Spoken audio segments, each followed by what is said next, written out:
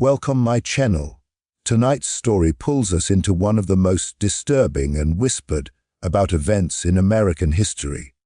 In 1855 Richmond, an auction took place that shocked everyone who witnessed it, centered around a young enslaved man whose appearance, presence, and silence sparked obsession, jealousy, and fear, and whose sale left behind questions no record ever fully answered. Before we begin, tell me where you're watching from, and don't forget to subscribe, because uncovering real historical mysteries like this takes serious time, deep archival digging, and careful cross-checking of true data that history tried to bury. In 1855, Richmond, Virginia stood at the dark center of America's internal slave trade. By that year, the city had become one of the most active slave markets in the nation. A grim crossroads where enslaved people from the Upper South were bought, sold, and shipped deeper into the cotton states. Entire neighborhoods revolved around this trade. Auction houses lined Shockoe Bottom, their brick buildings sitting beside jails, holding pens, and offices where human lives were reduced to ledger entries and prices. To the traders and buyers, these auctions were routine. To those forced onto the blocks, they were moments where families were shattered forever. Most auctions followed a predictable pattern.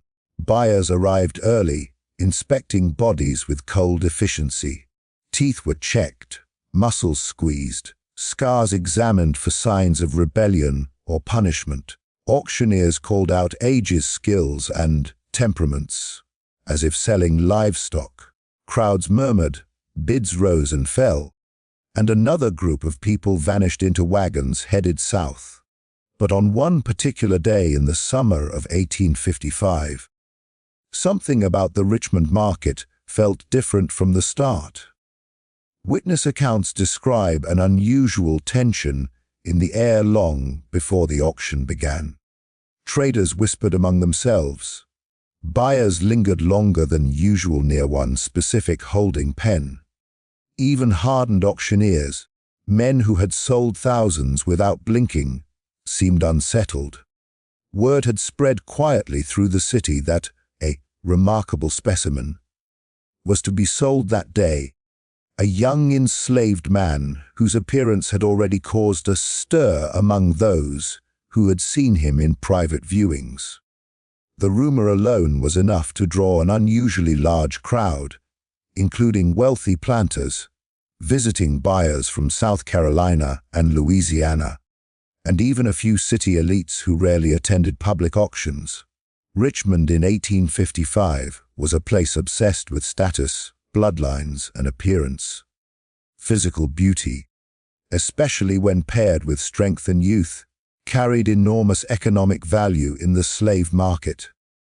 But beauty also made people uneasy. It blurred the lines that white society worked so hard to enforce.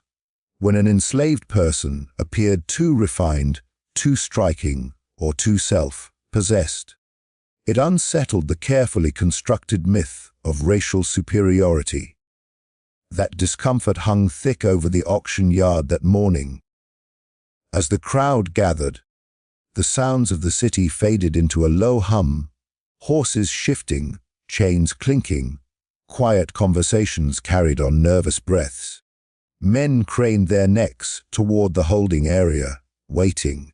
Some buyers reportedly argued among themselves before the auction even began, insisting they had been promised first bid or private negotiation. That alone was unusual. Auctions thrived on order and control. Any hint of chaos threatened profits. Yet no one stepped in to calm things down. The auction house owners themselves seemed eager, almost anxious, to proceed. The setting itself added to the unease. Shockoe Bottom sat low near the James River, humid and heavy in the summer heat.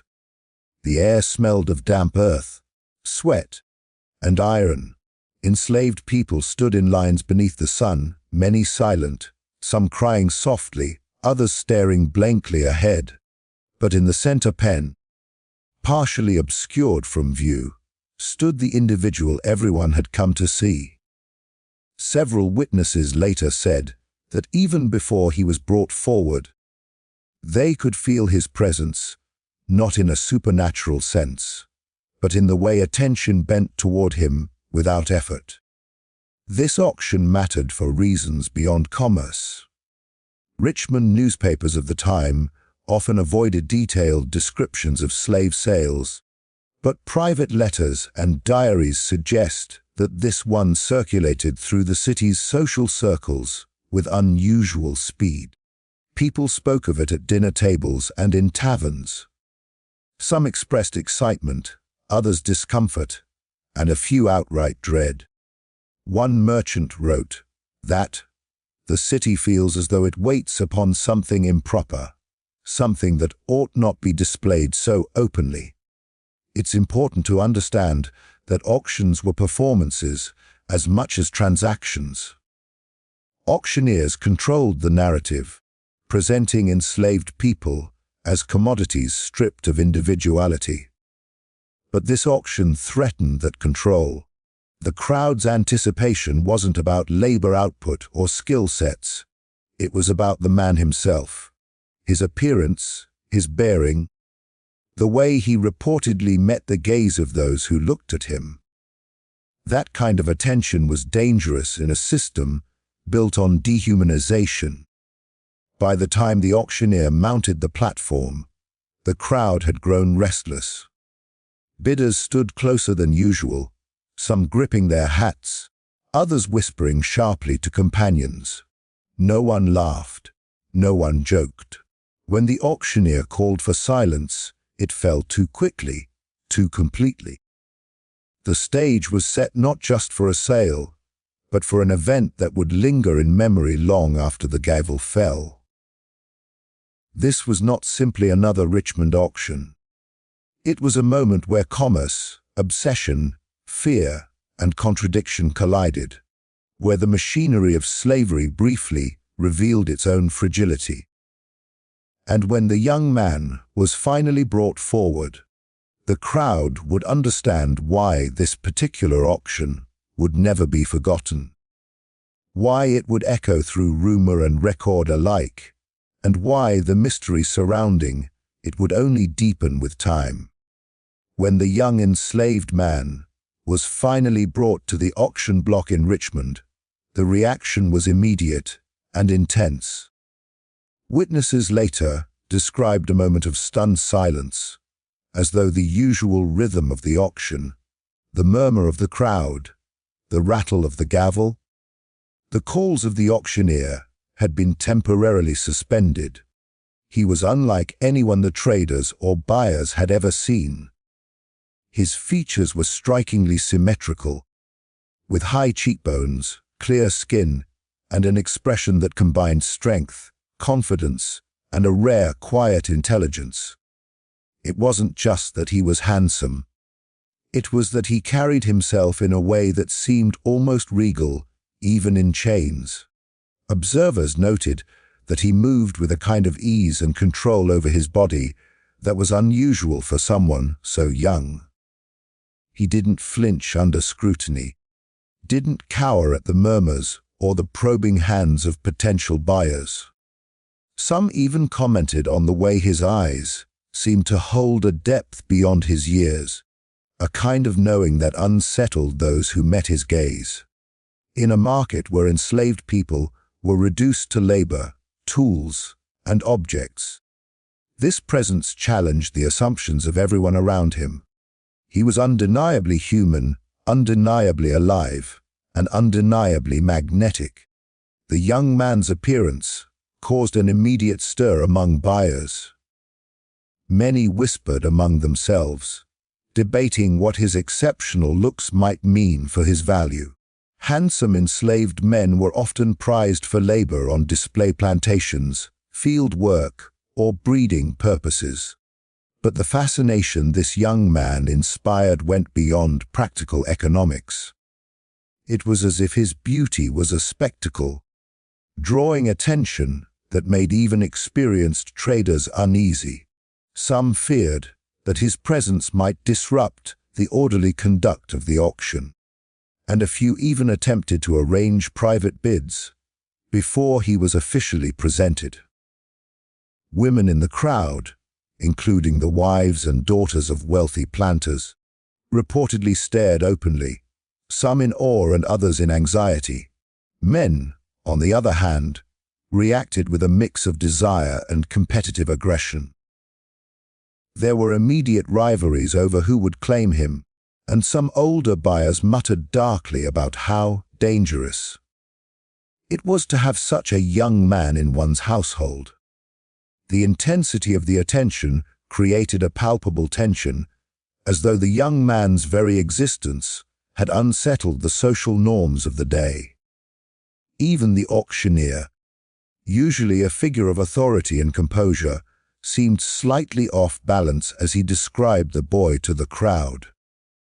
He spoke of his age, his strength, and the skills he could offer, as was customary, but he also hesitated, almost as if words failed him in conveying the rare qualities the boy possessed.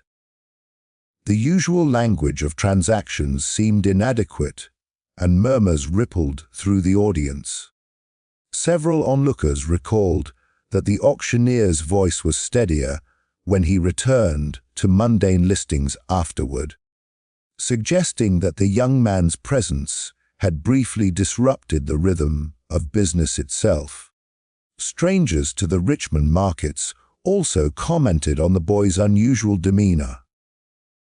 Visitors from other states, who had seen dozens of auctions in their lifetimes, remarked that they had never witnessed a young enslaved man inspire such collective attention. Some said he looked almost like he belonged to a different world, not one governed by chains, gavel strikes, and ledgers. His posture, his calm under observation, and the subtle expressions of intelligence on his face made the crowd uncomfortable in ways they could not fully articulate. Accounts suggest that the young man's presence created a ripple effect among the enslaved men and women in the holding pens. Many were reportedly curious or envious, and some were frightened by the sudden attention he drew.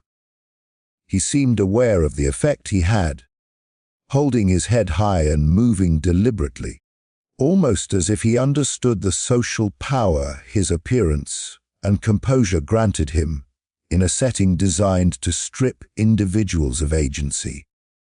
This combination of beauty and self-possession was unprecedented, and it marked him as someone remarkable not just physically, but in presence and spirit.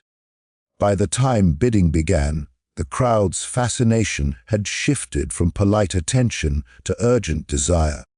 Buyers, who normally relied on straightforward calculation, found themselves caught up in competition, raising their bids with a kind of fever that surprised even seasoned traders. The boy's beauty, intelligence, and poise elevated him beyond a simple commodity.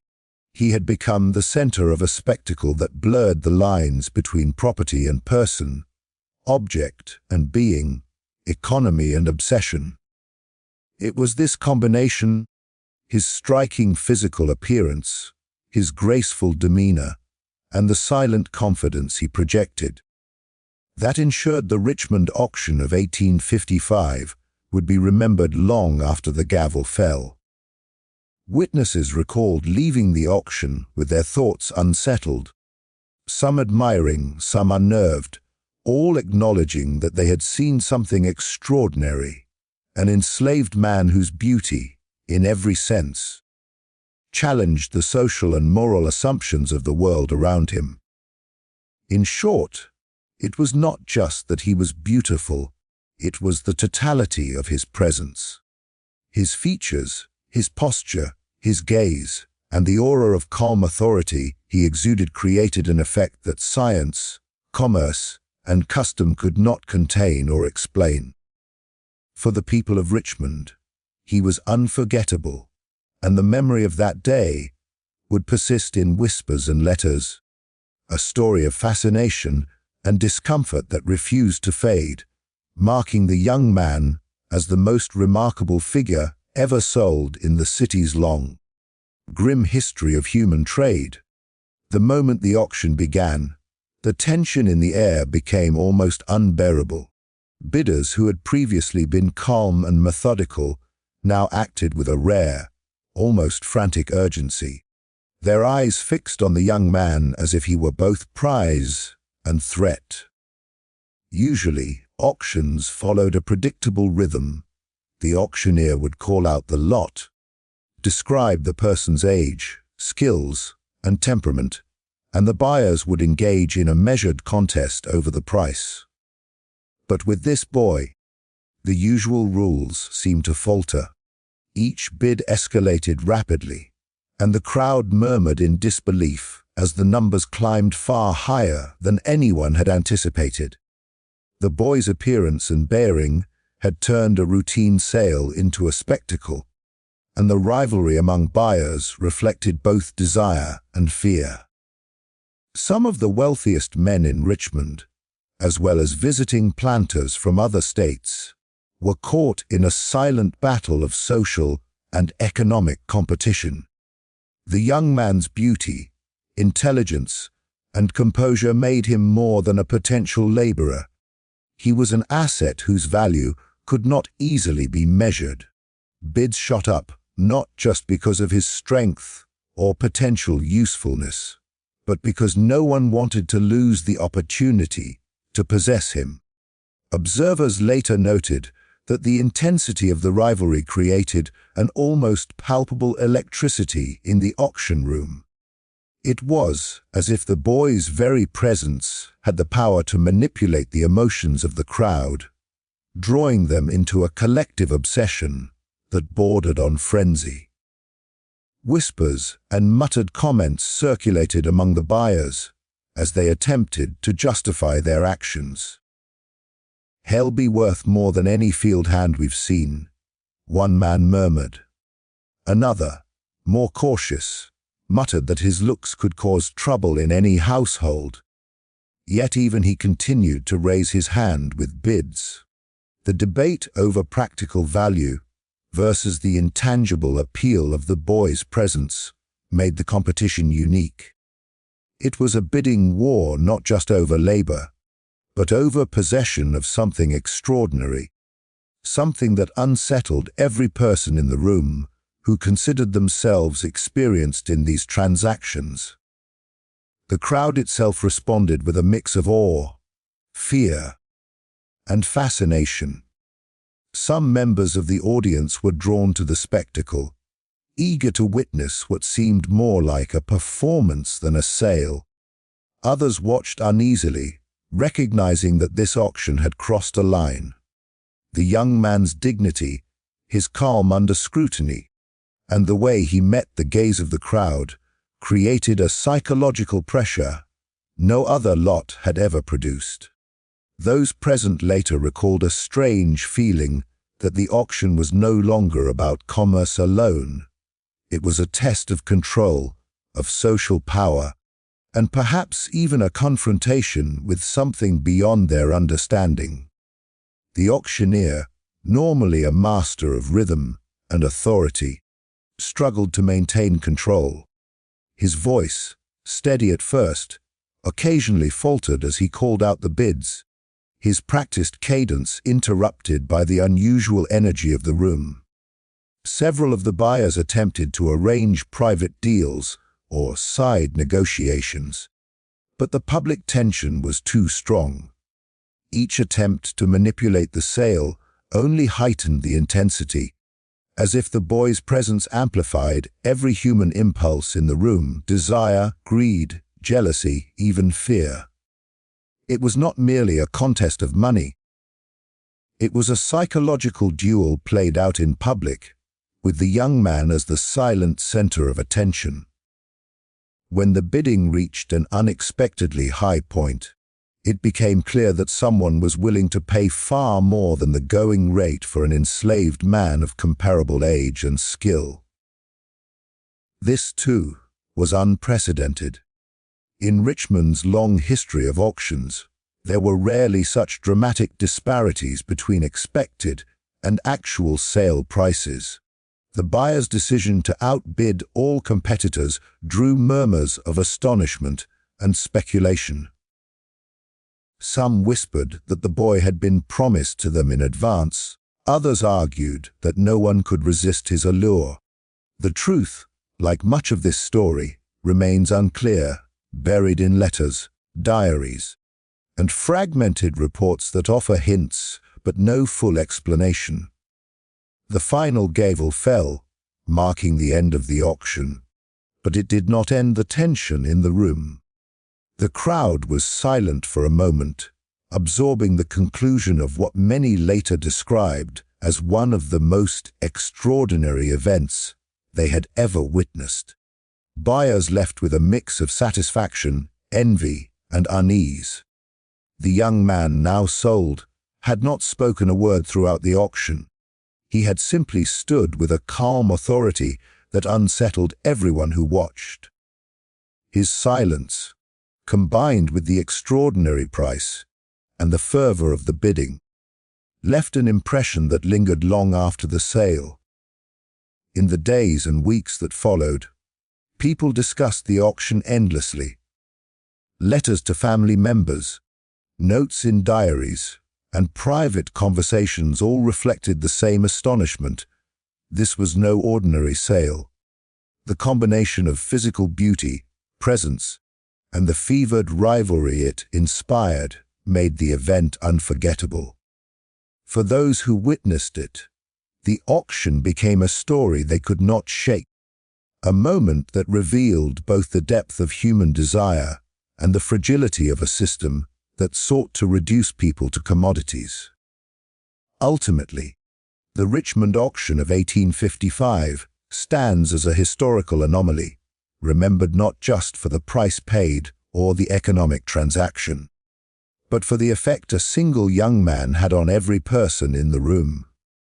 The intensity of the rivalry, the record-breaking bids, and the psychological tension created that day transformed an ordinary auction into an extraordinary moment, leaving a mystery that has captivated historians and storytellers alike. His sale became more than commerce. It became a story about human fascination, fear, and the unexplainable power of presence. The rumors that surrounded the young man during and after the auction spread through Richmond like wildfire, carried in whispers between planters, merchants, and even curious townspeople who had heard about the extraordinary event. People spoke of the sale in hushed tones, cautious not to let their words betray either fear or fascination. Some rumors focused on the boy's physical appearance, describing his features as almost impossibly perfect, his posture regal, his eyes unnervingly intelligent for someone so young. Others centered on his demeanor, claiming that he exuded a quiet authority that seemed to command attention even as he remained silent on the block.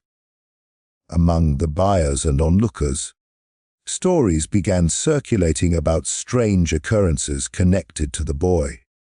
Some claimed that anyone who tried to mock or underestimate him during private viewings or preliminary inspections later felt a sudden and inexplicable sense of unease.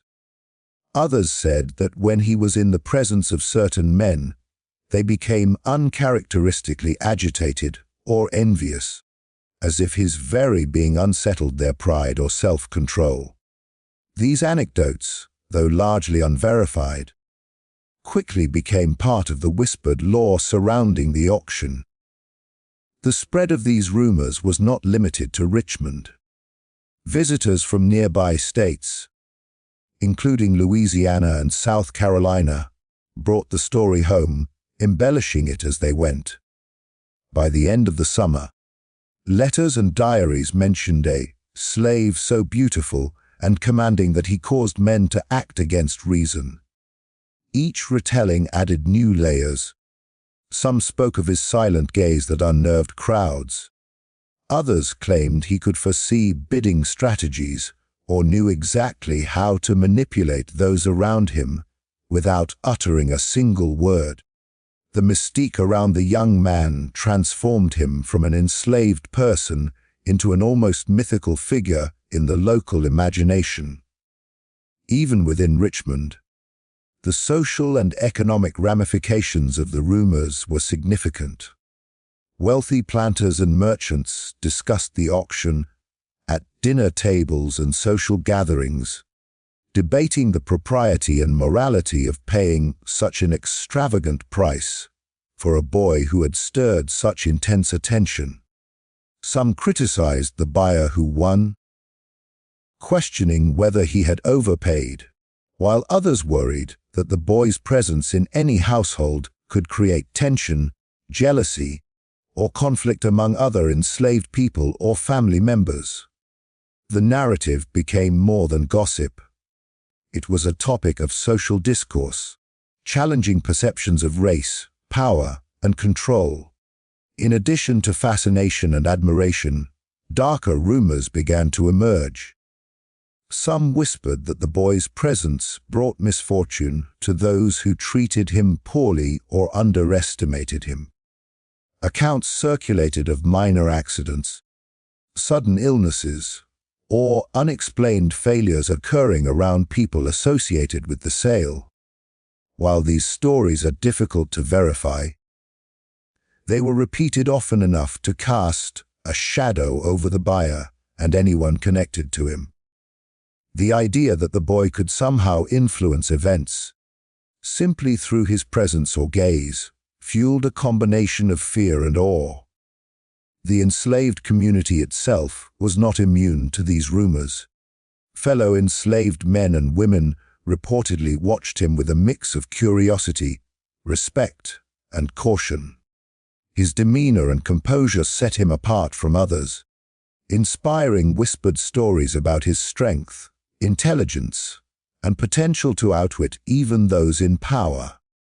Some accounts suggest that these stories were passed down through secret conversations and songs, embedding the boy's legend into the collective memory of those who lived and labored on plantations throughout Richmond. The rumors persisted long after the auction was over, shaping how the boy was perceived and treated by the family that purchased him. The buyer himself reportedly struggled with the attention, unsure how to navigate a household where servants, neighbors, and visitors all had preconceived notions about the boy's abilities, appearance, and influence. Even distant family members became invested in the boy's presence, sometimes watching him with curiosity or suspicion. The power of rumor, it seemed, extended far beyond the auction block, shaping behavior and expectations in ways that no amount of wealth could control. Newspapers of the time, though generally restrained in their coverage of slave sales, occasionally picked up fragments of the story, fueling speculation without providing concrete details. Letters and diaries kept by Richmond residents offered a more vivid picture, recounting the awe, tension, and unease the boy inspired. As these accounts circulated, the legend grew, drawing attention not only for its rarity, but also for the uncomfortable questions it raised about human desire, beauty, and authority within a system built on ownership and control. Ultimately, the rumors surrounding the young man were more than idle gossip. They reflected a profound reaction to something extraordinary in a place and time that sought to suppress individuality and humanity. The whispers of his beauty, presence, and the strange effects he seemed to have on those around him transformed him from a mere auctioned, enslaved person into a figure of lasting intrigue. Even today, historians, storytellers, and researchers study the Richmond auction of 1855, not only for the transaction itself, but for the way this young man's presence rippled through society, leaving behind a trail of rumors, fascination, and mystery that has endured for more than a century. The moment the gavel finally fell, and the boy was purchased, the tension in the room shifted, but it did not dissipate. The buyer who had won the auction, a wealthy planter whose name appears in several fragmented ledgers of the time, immediately drew attention. He was no ordinary purchaser. He had traveled from another state specifically for this sale, allegedly aware of the rumors that surrounded the young man's appearance and demeanor. Witnesses later described a strange hush as the transaction concluded, as if everyone in the room recognized that something extraordinary had just passed from one set of hands to another. The buyer quickly had the boy removed from the public auction floor and escorted to a carriage waiting outside. But the whispers did not stop. Spectators recounted seeing glances exchanged between the buyer and the boy, silent, but charged with a sense of understanding or perhaps warning. Some witnesses later described the boy as calm and composed, almost unshaken by the events around him, while the buyer appeared increasingly tense, as if the responsibility of possession weighed heavily on him. This was unusual for a typical sale. Normally, enslaved individuals were moved quickly, their reactions of little concern to those around them. As the carriage rolled through the streets of Richmond, rumors began circulating that the boy had a peculiar effect on those who came into close contact with him. Neighbors, passing observers, and even servants in the buyer's household reportedly noticed subtle but unsettling changes, sudden feelings of discomfort, inexplicable chills, or a sense that they were being watched.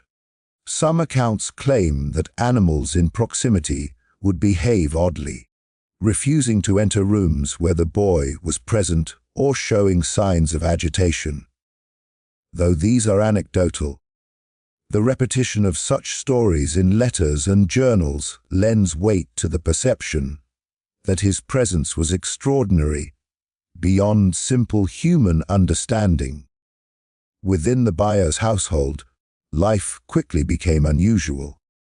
The boy was given a room separate from other enslaved people, ostensibly to maintain his health and protect his investment, but even in isolation, he seemed to command attention. Servants reported hearing him humming or moving quietly at night, though no one saw him leave his quarters. His demeanor was calm, almost eerily self-contained, but his gaze seemed to penetrate anyone who approached him, making them uneasy. Some members of the household later described moments when he seemed aware of conversations before they occurred, standing silently by doors or windows, observing, waiting. Outside observers also contributed to the growing mystique. Visitors who came to view the boy in his new home remarked on his striking presence. Some claimed he had a way of sitting or standing that conveyed authority and intelligence far beyond his years. Others were unnerved by the way he seemed to silently evaluate anyone who entered the room, as if understanding their motives and intentions. The combination of beauty, poise, and what appeared to be an unusual perception made the boy more than a commodity in the eyes of those who interacted with him. He became a phenomenon. The buyer himself, despite his wealth and influence, reportedly grew anxious over time. Letters and journals hint that he became obsessed with maintaining control over the boy, monitoring his interactions, and ensuring that no other household members challenged his authority. Yet the boy's calm defiance and self-possession often unsettled even the buyer, who had believed he could fully command the situation through money and social power. Friends of the buyer observed him pacing and worrying, acknowledging in private letters that this young man was unlike any possession he had ever held. Stories of small, unexplainable events continued to circulate around the household. Windows would shake despite calm weather. Objects would be found moved from their original positions, and the boy's quiet laughter, rarely heard, was enough to unsettle adults accustomed to strict routines. These anecdotes contributed to an aura of mystery, reinforcing the idea that the boy's presence had effects that could not be measured by traditional means. Beyond the household, news of the sale and its aftermath traveled through Richmond and neighboring areas. Traders, planters, and townspeople continued to speculate about the boy's qualities, sharing both admiration and fear. Some considered him a remarkable investment. Others whispered that his very being brought danger or misfortune to those who underestimated him. This duality, fascination and fear, became central to his story, elevating him from an ordinary figure in the slave trade to a symbol of the unpredictable and unsettling consequences of placing humanity into the rigid confines of commerce. Ultimately, the buyer's acquisition of the boy only deepened the mystery surrounding him. The immediate aftermath, the reactions of the household, the subtle disturbances, and the ongoing fascination from outsiders ensured that the story would be remembered not just as a sale, but as an event that challenged expectations and left a lasting impression on everyone involved. The boy's presence, seemingly calm yet profoundly impactful, continued to ripple outward, touching lives and generating stories that would survive long after the physical details of the sale faded from memory. In this way, the buyer's purchase did not mark an end. It marked the beginning of a legacy of speculation, awe, and fear. What happened immediately after the sale? The boy's quiet command over his new surroundings, the subtle disturbances in the household, and the continuing fascination from the community ensured that his story would endure as one of Richmond's most remarkable and unsettling mysteries, remembered for both his beauty and the inexplicable power it seemed to carry. After the auction and the boy's transfer to his new owner, the trail of his life grows murky, and this is where the most unsettling part of the story begins: his disappearance from all official records. For someone who had been sold in such a highly publicized and extraordinary auction, it is almost impossible to trace what happened to him through typical means. There are no census records, no plantation logs, no letters that clearly follow his movements. This absence has only deepened the mystery, leaving historians, genealogists, and storytellers with fragments, rumors, and eyewitness accounts to piece together a story that refuses to be fully explained. Some letters and diaries from the period hint at the boy's presence in his new household for a few months, but the details are vague.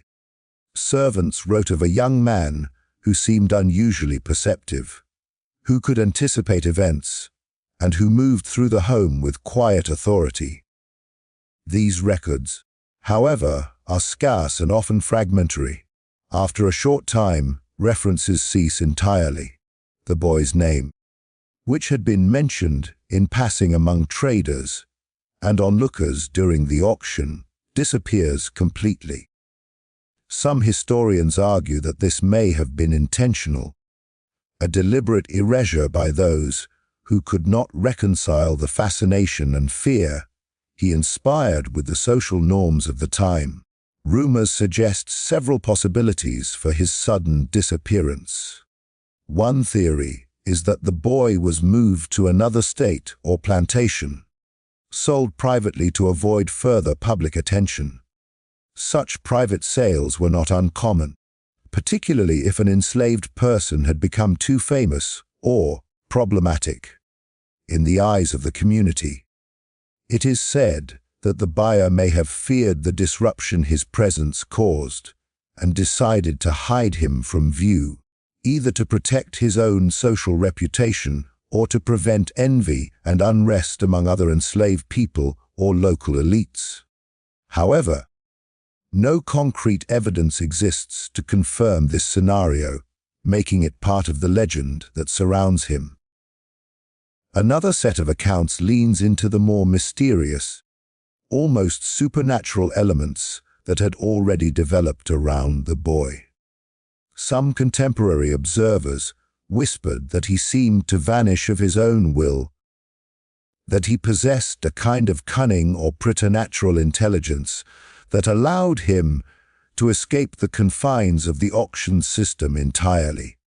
Others claimed that his disappearance was accompanied by strange events, sudden illnesses in households, unexplained accidents, or eerie sightings of a pale, silent figure moving through the streets of Richmond at night. Whether these accounts are exaggerated, misunderstood, or entirely fabricated, they contributed to the boy's enduring reputation as someone who could not be contained or explained by the ordinary rules of the world. Even decades later, the mystery persisted in local folklore. Elders in Richmond and surrounding counties would recount the story of the beautiful boy who disappeared, passing it down as both cautionary tale and legend. Travelers and researchers in the late 19th and early 20th centuries recorded oral histories mentioning him, describing sightings or unexplained events connected to a young man matching his description. The details varied, but each story maintained a common thread. The boy had vanished from records, yet his presence continued to be felt in subtle, often unsettling ways. The lack of documentation also raises uncomfortable questions about the historical record itself. How many lives, like his, were erased intentionally or lost through negligence? How many extraordinary individuals were reduced to mere names on a ledger, their existence omitted from the archives of history? In the case of this young man, the absence of records transforms him into a ghostly figure, both historically and metaphorically. He exists in the spaces between what was written and what was remembered, a figure whose life can only be traced through rumor, speculation, and the lingering impact he had on those who saw him. The boy's disappearance also amplified the mystique surrounding the Richmond auction of 1855. Whereas most enslaved individuals sold in the city eventually appear in plantation records, bills of sale, or census documents, he left behind almost nothing.